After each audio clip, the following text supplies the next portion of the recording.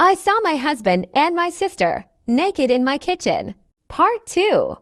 Thank you so much for all the virtual hugs. I know I only commented once. It's because I had so much to think about and do. I appreciate all the love and support.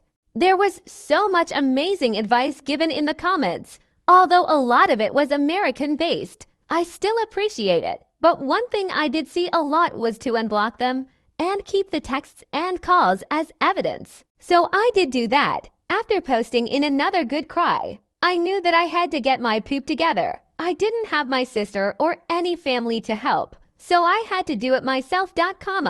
I started researching what my next steps were. In the morning, my friend called me saying my sister contacted her, wondering if I had been in contact with her. I told her what happened, and she very kindly offered her spare room and her day off work to help me sort stuff out. I called in sick at my job and my friend helped get things done. I got in contact with my friend who works at a bank, and she helped me start sorting my finances. My friend also found me a lawyer to consult with.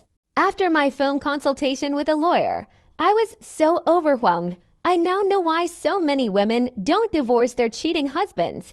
It's such a lengthy, expensive, and emotionally draining process. I fortunately make a stable income and can support myself. And we fortunately don't have kids. I have to remember that things aren't going to happen in one day. It will all take time. As for the house, unfortunately his parents did buy it for us. And to be honest, after what I saw, I don't want it. I will try to get reimbursed for my beloved kitchen.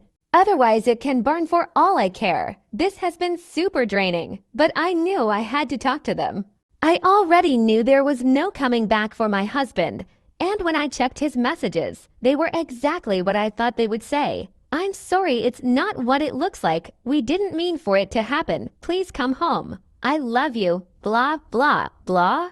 Just absolute bullshit. A small part of me thought maybe I could find it in me to forgive my sister, as we only have each other. But after I opened her messages, all hope was lost. She used the same excuses we heard our father use when he cheated on our mother and beat us. She said the same things our mother would say when she would excuse our dad's behavior and also beat us. I spoke to her this morning and asked her to tell me straight up who, what, where, when, and why. She told me.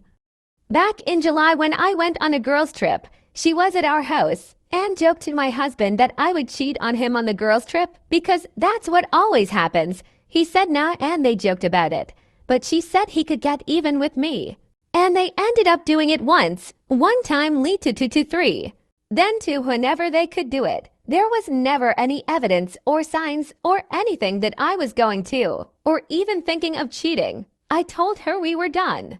And there is nothing she could do to bring us back together. I later received a call from an unknown number. You can now check if there's a part 3 by clicking share and more.